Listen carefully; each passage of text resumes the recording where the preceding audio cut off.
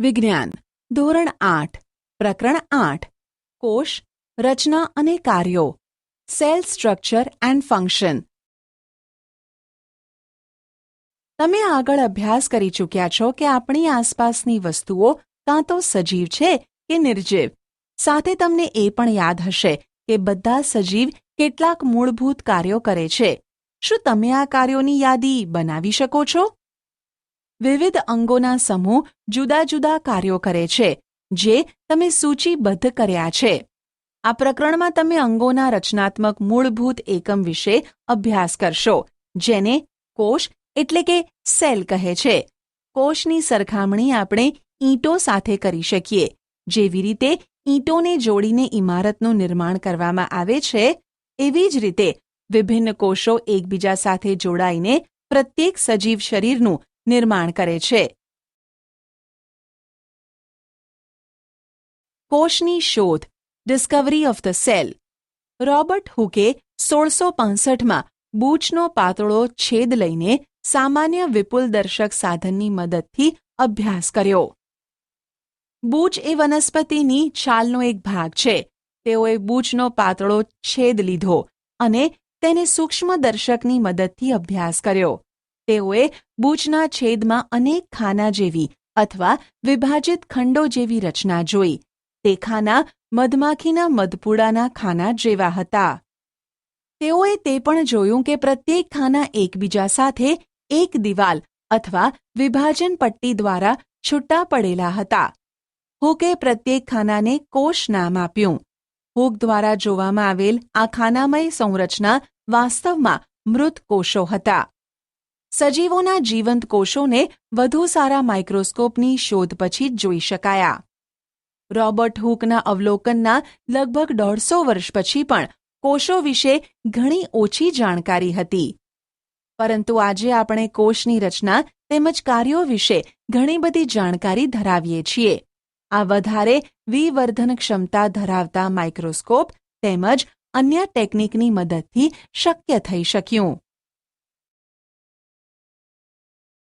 કોષ the cell.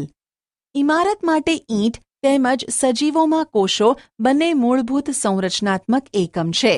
જેમ ઇમારતના નિર્માણમાં એક સમાન ઈંટોનો ઉપયોગ થાય છે, પરંતુ ઇમારતની ડિઝાઇન, આકાર અને કદ અલગ હોય છે, તે જ પ્રકારે સજીવ સૃષ્ટિના સજીવો પણ એકબીજાથી જુદા હોય છે, પરંતુ બધા સજીવો કોષોના બનેલા હોય છે. નિર્જીવ ઈંટોની સાપેક્ષમાં સજીવોના કોષોની સંરચના અત્યંત વધારે જટિલ હોય છે. મરઘીનું ઈંડું સરળતાથી જોઈ શકાય છે. શું તે એક જ કોષનું બનેલ છે અથવા કોષોનો એક સમૂહ છે? મરઘીનું ઈંડું એક કોષ છે તથા કદમાં મોટું હોવાથી તેને નરી આંખો વડે સરળતાથી જોઈ શકાય છે. સજીવોમાં કોષોની સંખ્યા, આકાર અને કદમાં વિભિન્નતા હોય છે. Organisms show variety in cell number, shape and size. વૈજ્ઞાનિકો કેવી રીતે સજીવ કોષનું અવલોકન તેમજ અભ્યાસ કરે છે?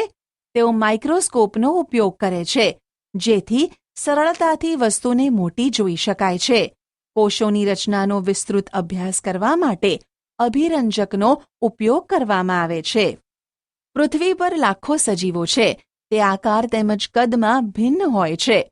તેમના અંગો, આકાર, કદ અને કોષોની સંખ્યામાં પણ ભિન્ન હોય છે. ચાલો તેમાંથી કેટલાકનો અભ્યાસ કરીએ.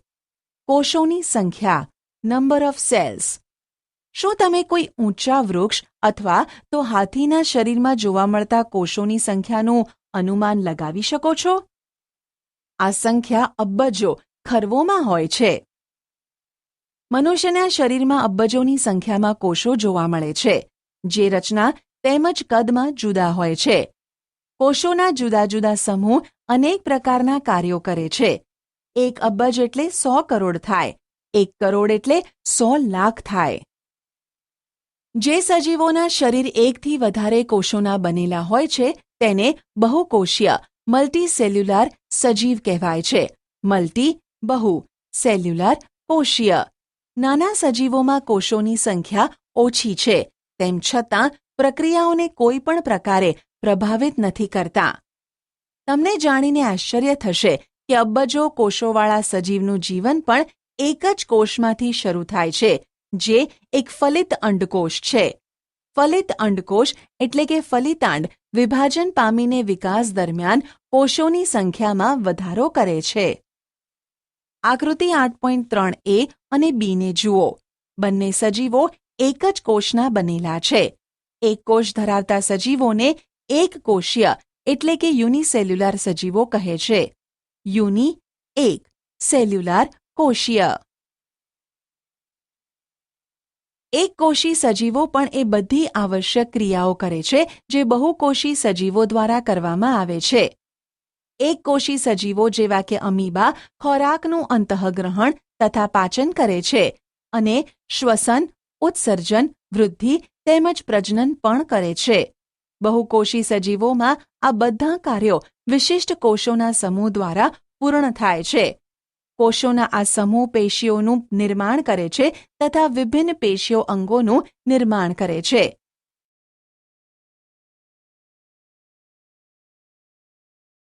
પ્રવૃત્તિ 8.1.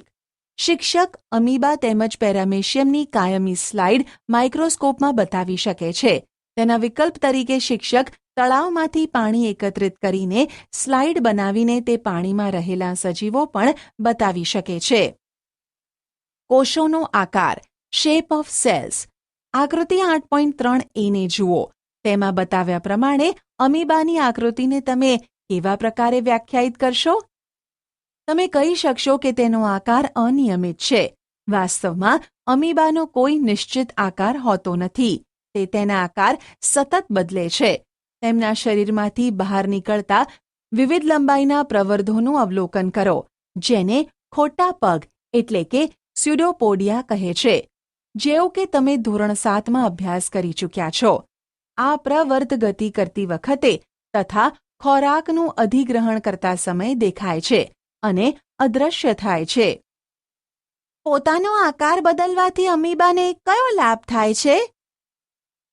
અમીબાનો બદલાયેલો આકાર ખોટા પગના નિર્માણ થવાથી બને છે, જે તેને ગતિ પ્રદાન કરવામાં તેમજ ખોરાક ગ્રહણ કરવામાં મદદ કરે છે. મનુષ્યના રુધિરમાં જોવા મળતા શ્વેતકણ WBC પણ એક કોષીય સંરચનાનું ઉદાહરણ છે, જે પોતાનો આકાર બદલી શકે છે. શ્વેતકણ એક કોષ છે, જ્યારે અમીબા એક પૂર્ણ વિકસિત સજીવ છે, જેનું સ્વતંત્ર અસ્તિત્વ છે. તમારા મત મુજબ જેમાં લાખોની સંખ્યામાં કોષો આવેલા હોય એવા સજીવોમાં કોષોનો આકાર કેવો હશે? આકૃતિ 8.4a, b, c મનુષ્યના વિભિન્ન પ્રકારના કોષો જેમ કે રુધિર, સ્નાયુ તેમજ ચેતાતંત્રના કોષો દર્શાવેલા છે. તે વિભિન્ન આકારમાં અનેક વિશિષ્ટ કાર્યો સાથે સંબંધિત છે. કોષો સામાન્ય રીતે ગોળ, ચપટા, લંબાયેલા હોય છે. કેટલાક કોષો લાંબા હોય છે, જેના બંને છેડા અણીવાળા હોય છે. તેઓનો આકાર ત્રાકાકાર હોય છે. ઘણીવાર કોષો ઘણા બધા લાંબા હોય છે. કેટલાક કોષો શાખાવાળા હોય છે, જેમ કે ચેતાકોષ. ચેતાકોષો સંદેશો પ્રાપ્ત કરી તેનું વહન કરે છે, જેના દ્વારા આ શરીરમાં સંકલન તેમજ સહનિયમનનું કાર્ય કરે છે. શું તમે અનુમાન લગાવી શકો છો કે કોષનો કયો ભાગ તેને આકાર પ્રદાન કરે છે? કોષોના જુદા જુદા સંઘટકો એટલે કે ભાગો એક પટલ દ્વારા ઘેરાયેલા હોય છે. આ પટલ વનસ્પતિ તેમજ પ્રાણીઓના કોષોને આકાર પ્રદાન કરે છે. વનસ્પતિ કોષોમાં તેનાથી વિશેષ એક આવરણ આવેલ હોય છે, જેને કોષ દિવાલ એટલે કે સેલ વોલ કહે છે. તે કોષોને આકાર તેમજ દ્રઢતા પ્રદાન કરે છે. બેક્ટેરિયાના કોષમાં પણ કોષ દિવાલ જોવા મળે છે. કોષનું કદ, સાઇઝ ઓફ સેલ્સ. સજીવોમાં કોષનું કદ 1 મીટરના 10 લાખમાં ભાગ માઇક્રોમીટર અથવા માઇક્રોન જેટલું નાનું હોઈ શકે છે, અથવા કેટલાક સેન્ટીમીટર જેટલા લાંબા પણ હોય છે. પરંતુ મોટાભાગના કોષો અત્યંત સૂક્ષ્મ હોવાથી ખુલ્લી આંખો વડે જોઈ શકાતા નથી. તેને માઇક્રોસ્કોપ દ્વારા મોટા અથવા વિવર્ધન કરીને જોવા આવશ્યક છે. સૌથી નાના કોષનું કદ 0.1 થી 0.5 માઇક્રોમીટર છે, જે બેક્ટેરિયલ કોષ છે. સૌથી મોટો કોષ શાહમૃગનું ઈંડું છે. તેનું કદ 170 mm ગુણ્યા 130 mm હોય છે.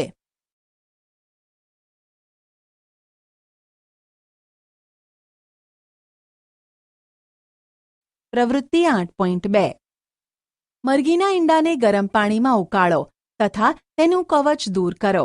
તમને શું દેખાશે?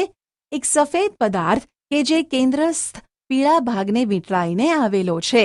સફેદ ભાગ આલ્બ્યુમિન છે, જે ઉકાળવાથી ઘટ ભાગમાં પરિવર્તિત થઈ જાય છે. પીળો ભાગ જરદી છે. આ એક કોષનો ભાગ છે.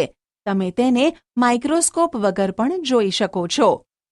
શું હાથીના કોષો ઉંદરના કોષોથી મોટા હોય છે? કોષનું કદ પ્રાણી તથા વનસ્પતિના કદ સાથે સંબંધિત હોતું નથી. એવું બિલકુલ પણ શક્ય નથી કે હાથીના કોષો ઉંદરના કોષોથી મોટા હોય. કોષના કદનો સંબંધ તેના કાર્યો સાથે હોય છે. ઉદાહરણ તરીકે, ચેતાકોષ હાથી તેમજ ઉંદર બંનેના લાંબા તેમજ શાખિત હોય છે. તે ઉર્મી વેગના સ્થળાંતરણનું એટલે કે વહનનું કાર્ય કરે છે.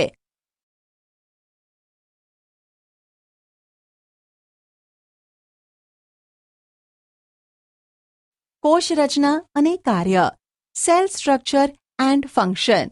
તમે અભ્યાસ કરી ચૂક્યા છો કે પ્રત્યેક સજીવ અનેક અંગ ધરાવે છે. તમે ધોરણ 7માં પાચક અંગો વિશે અભ્યાસ કરી ચૂક્યા છો કે જે ભેગા મળીને પાચન તંત્રની રચના કરે છે. કોઈ પણ તંત્રમાં પ્રત્યેક અંગ અલગ અલગ કાર્ય કરે છે, જેમ કે પાચન, સ્વાંગીકરણ તથા અભિશોષણ. તેવી જ રીતે જુદા જુદા વનસ્પતિ અંગો પણ વિશિષ્ટ કાર્યો કરે છે. ઉદાહરણ તરીકે, મૂળ પાણી તેમજ ખનિજ ક્ષારોના શોષણમાં મદદ કરે છે. તમે ધોરણ 7માં અભ્યાસ કર્યો કે પર્ણો ખોરાક સંશ્લેષણ માટે જવાબદાર છે. દરેક અંગ એક નાના ભાગ દ્વારા નિર્માણ પામે છે, જેને પેશી કહે છે. નિશ્ચિત કાર્યો કરતા કોષોના સમૂહને પેશી એટલે કે ટિશ્યુઝ કહે છે. પહેલીને સમજાયું કે એક અંગ પેશીઓનું બનેલું છે, જે ખરેખર કોષથી બનેલી હોય છે. જીવંત સંરચનામાં કોષ એ મૂળભૂત માળખાકીય એકમ છે. કોષના ભાગો, પાર્ટ્સ ઓફ સેલ. કોષરસ પટલ, સેલ મેમ્બ્રેન. કોષના મૂળભૂત ઘટકો તરીકે કોષરસ પટલ, કોષરસ અને કોષકેન્દ્ર છે. કોષરસ તેમજ કોષકેન્દ્ર કોષરસ પટલ દ્વારા ઘેરાયેલા હોય છે. કોષરસ પટલ એક કોષને બીજા કોષ તથા ઘેરાયેલ દ્રવ્યોથી અલગ કરે છે. કોષરસ પટલને જીવરસ પટલ પણ કહે છે. કોષરસ પટલ છિદ્રાળુ હોય છે તથા વિભિન્ન પદાર્થોની કોષમાં અવરજવર માટેનું નિયમન કરે છે. પ્રવૃત્તિ 8.3 કોઈ પણ કોષના મૂળ ઘટકને અવલોકન કરવા માટે એક ડુંગળી લો.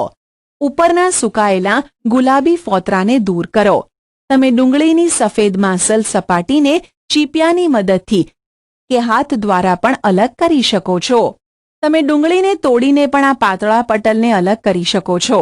કાચની સ્લાઇડ પર પાણીનું ટીપું મૂકીને પાતળા પટલને તેની પર મૂકો. પાતળું પટલ બ્લેડ અથવા ચીપિયાની મદદથી લઈ શકાય છે.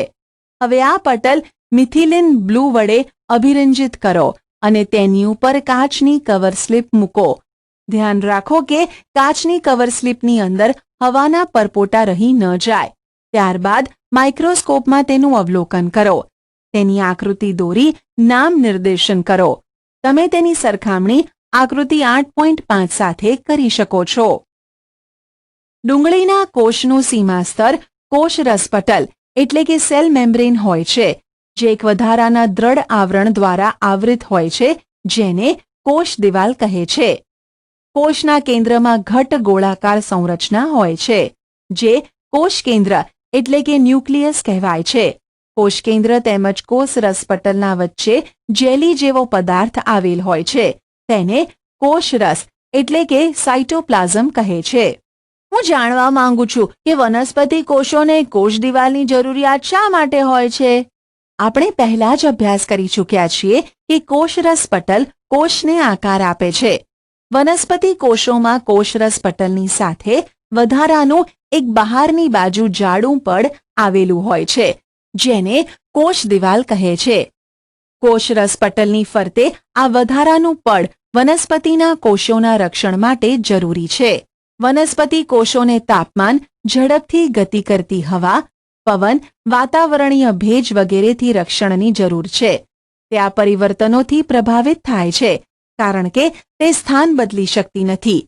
જેવી રીતે ડુંગળીના પટલની સ્લાઇડ તૈયાર કરી હતી, તેવી જ રીતે તમે ટ્રેડેસ્કેનિયા, ઇલોડિયા અથવા રોઇયાના પર્ણની છાલમાંથી પણ સ્લાઇડ બનાવી અવલોકન કરી શકો છો. પહેલીએ બુજોને પૂછ્યું કે શું તે પ્રાણી કોષનું પણ અવલોકન કરી શકે છે? પ્રવૃત્તિ 8.4 એક સ્વચ્છ ટૂથપીક લો અથવા માચીસની સળી લો, જેનો ગંધકવાળો છેડો તોડી નાખેલો હોય. તેની મદદથી ગાલની અંદરની સપાટીને ધીમે ધીમે ખોતરો અને તે દ્રવ્યને કાચની સ્લાઇડ પર રાખેલ પાણીમાં રાખો.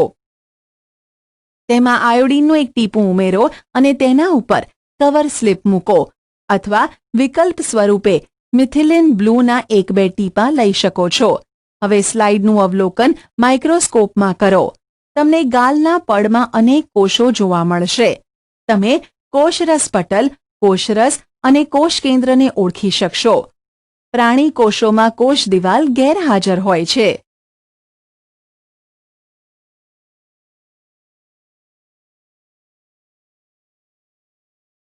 કોષરસ, સાયટોપ્લાઝમ. કોષરસ એ કોષરસ પટલ અને કોષ કેન્દ્રની વચ્ચે જેલી જેવા દ્રવ્ય સ્વરૂપે હાજર હોય છે. કોષના બીજા અન્ય ભાગો અથવા અંગિકાઓ કોષરસમાં આવેલી હોય છે. અંગિકાઓ જેવી કે કણાભસૂત્ર, ગોલ્ગી કાય, રિબોઝોમ્સ વગેરેનો અભ્યાસ તમે હવે પછીના ધોરણમાં કરશો. કોષ કેન્દ્ર, ન્યુક્લિયસ. સજીવ કોષનો એક મહત્વનો સંઘટક છે. સામાન્યતઃ આ ગોળાકાર હોય છે અને કોષના મધ્ય ભાગમાં ગોઠવાયેલ હોય છે.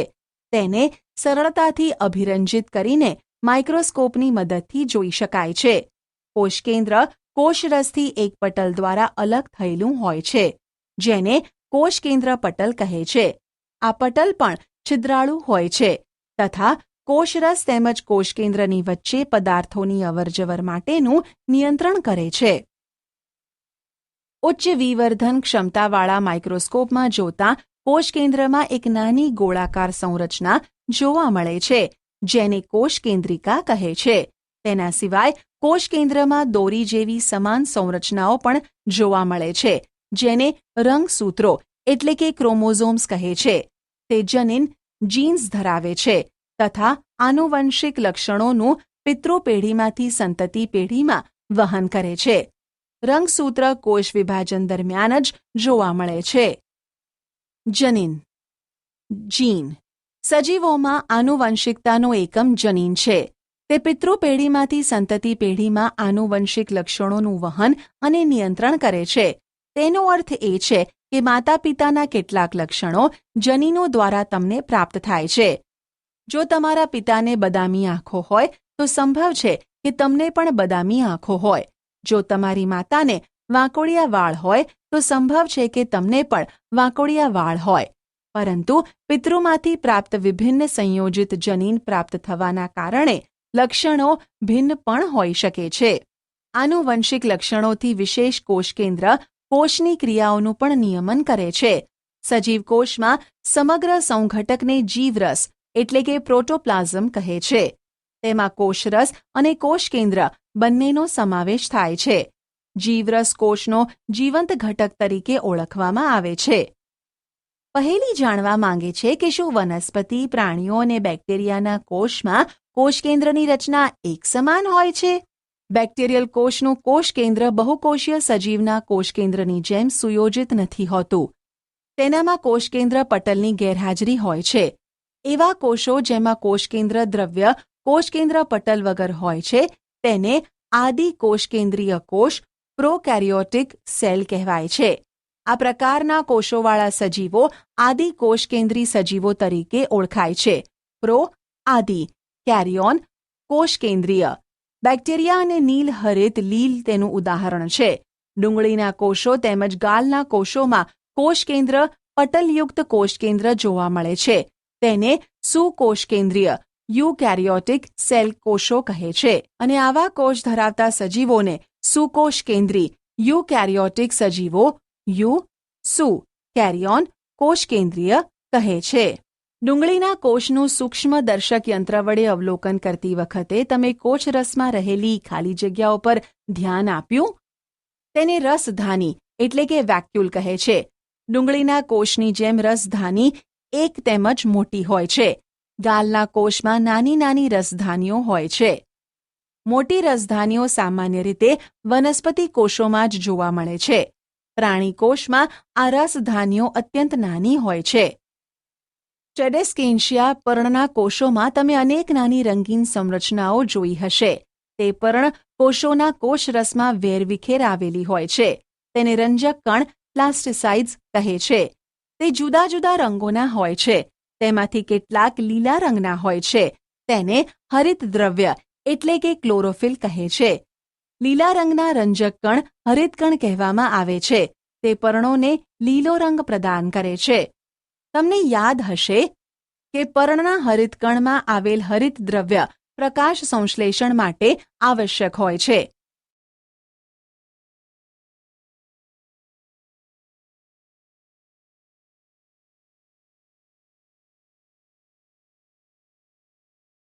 વનસ્પતિ કોષ અને પ્રાણી કોષની તુલના. Comparison of plant and animal cells. જો તમે આગળની પ્રવૃત્તિ 8.3 અને 8.4 ને યાદ કરો તો તેના આધાર પર વનસ્પતિ કોષ અને પ્રાણી કોષની સંરચનાની તુલના કરી શકશો. આકૃતિ 8.7 એ બીનું ધ્યાનપૂર્વક અવલોકન કરો. ચાલો વનસ્પતિ તેમજ પ્રાણી કોષની વચ્ચે રહેલી સમાનતા તેમજ ભિન્નતાની યાદી બનાવીએ. કોષ્ટક 8.1માં માત્ર કેટલાક લક્ષણોનો ઉલ્લેખ કરવામાં આવેલ છે. તમે વધારે લક્ષણોનો ઉલ્લેખ કરી શકો છો. કોષ્ટક 8.1 વનસ્પતિ કોષ અને પ્રાણી કોષની તુલના. ક્રમ ભાગો વનસ્પતિ કોષ પ્રાણી કોષ. 1. કોષરસ પટલ. હાજર 2. કોષ દિવાલ.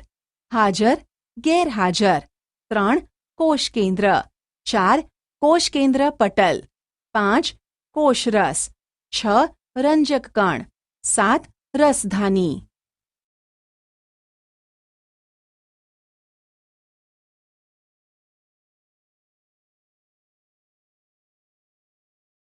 પારિભાષિક શબ્દો. કોષ સેલ. કોષરસ પટલ સેલ મેમ્બ્રેન. કોષ દિવાલ cell wall.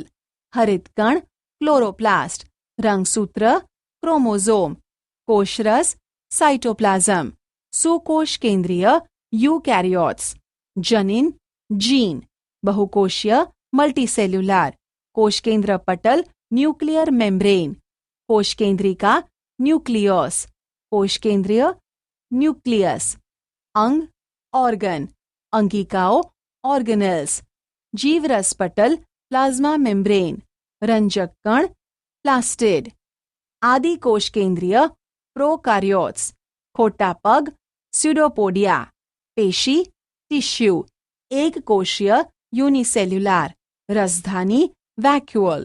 શ્વેતકણ white blood cell WBC.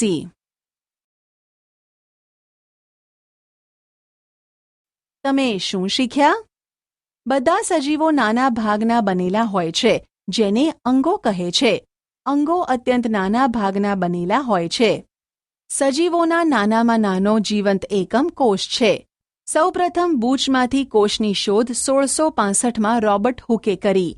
કોષો વિવિધ આકાર અને કદમાં જોવા મળે છે. કોષોની સંખ્યા સજીવ પ્રમાણે ભિન્ન જોવા મળે છે. કેટલાક કોષો નરી આંખે પણ જોઈ શકાય છે. ઉદાહરણ તરીકે મરઘીનું ઈંડું. કેટલાક સજીવો એકકોષી જ્યારે કેટલાક સજીવો ઘણા બધા કોષોના બનેલા હોય છે.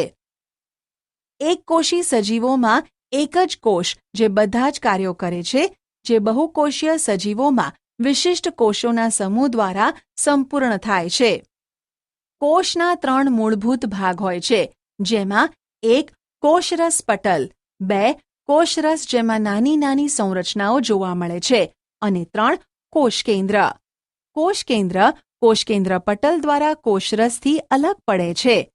કોષ કે જેમાં કોષકેન્દ્રનો યોગ્ય વિકાસ ન થયેલ હોય, એટલે કે કોષકેન્દ્ર પટલનો અભાવ હોય, તેને આદિકોષકેન્દ્રીય કોષ કહે છે. વનસ્પતિ કોષો એ પ્રાણી કોષો કરતાં ભિન્ન હોય છે, કારણ કે તેમાં કોષરસ પટલને ફરતે કોષ દિવાલ આવેલ હોય છે. રંગની સંરચના કે જેને રંજક કણ પ્લાસ્ટિડ કહે છે, તે માત્ર વનસ્પતિ કોષોમાં જ જોવા મળે છે. લીલા પ્લાસ્ટિડ જેમાં હરિત દ્રવ્ય ક્લોરોફિલ જોવા મળે છે, તેને હરિત કણ કહે છે. વનસ્પતિ કોષમાં એક મોટી કેન્દ્રીય રસધાની આવેલી હોય છે, જ્યારે પ્રાણી કોષમાં નાની નાની રસધાનીઓ આવેલી હોય છે.